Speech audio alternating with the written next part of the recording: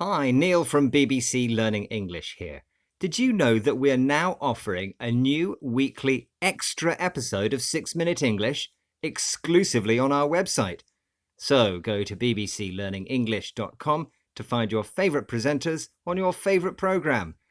The extra episodes are only available on our website, bbclearningenglish.com. See you there. 6 Minute English from bbclearningenglish.com. Hello, this is 6 Minute English from BBC Learning English. I'm Neil. And I'm Sam. No one is too small to make a difference. Do you know who said that, Sam? Wasn't it climate change activist Greta Thunberg? That's right. She went on to say this in her message to world leaders. I don't want you to be hopeful. I want you to act as if your house is on fire, because it is. Her speech reflected the feelings of many young people around the world who think that not enough action is being taken on climate change. And they might be right, judging by the record-breaking temperatures that hit Canada and the northwest of the United States in July this year. Greta Thunberg's plea to act like your house is on fire became a reality for residents of the small town of Lytton, Canada, which burned to the ground in a shocking wildfire, a fire that is burning strongly and out of control. So, was the Lytton wildfire yet another climate change wake-up call?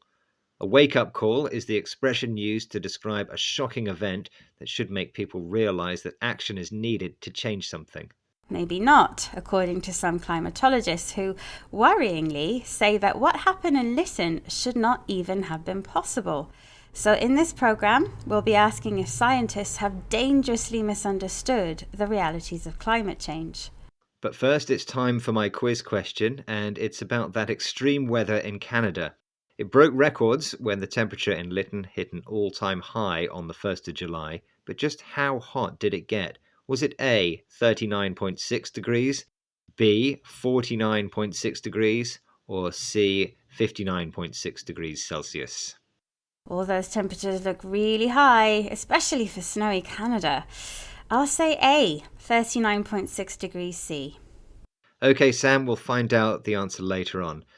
Seeing your hometown burn to the ground is bad enough, but perhaps even worse was the fact that the wildfires were so unexpected. According to weather pattern modelling done by a team of Oxford University researchers, such extreme heat was impossible, in theory at least. The research team was led by climatologist Gert-Jan van Oldenburg. Here he is in conversation with BBC World Service programme Science in Action. This is a wake-up call beyond the wake-up calls that we've had before. Yes, it's a very big shock in the sense that we thought we knew that how heat waves react to global warming and within which boundaries they are increasing. Of course, they're increasing in temperature, but it's a gradual process, we thought. And then you get this thing, and it's not gradual at all. It's a huge jump. Professor van Oldenburg had been studying the impact of global warming on heat waves, short periods of time when the weather is much hotter than usual. Along with other climatologists, he thought that climate change was gradual, changing or happening slowly over a long period of time. But the Canadian heat waves caused him to think again. Instead of being gradual, the temperatures saw a jump, or a sudden increase, of 5 degrees. And it's this sudden jump that's got Professor van Oldenburg and his team worried. By collecting data from all over the world, climatologists try to predict changes in the pattern of global warming. But as Gert-Jan van Oldenburg told BBC World Service's Science in Action, the heatwave in Lytton didn't fit these predictions at all.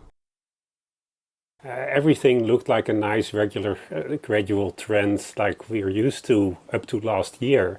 And then you suddenly break all your records by 4 or 5 degrees. I mean, this is something that's not supposed to happen. And it has really shaken our confidence in how well we understand the effect of climate change on heat waves. Despite all his research, Professor van Oldenburg is still unable to explain such extreme and sudden changes in the climate. And this, he says, has shaken his confidence, made him doubt something that he was certain was true. And it's this lack of understanding worrying researchers because, as the story of the town of Lytton shows, the effects of climate change may be even worse than expected. Maybe it's time we all took notice of Greta Thunberg's wake-up call to take action on climate change. Especially if even cold northern countries like Canada, or Britain for that matter, can experience such extreme changes. Speaking of which, Neil, what was the answer to your quiz question? Yes, in my quiz question, I asked you exactly how high the temperature reached in the Canadian town of Lytton. What did you say, Sam? I thought it was A, 39.6 degrees Celsius. Was I right?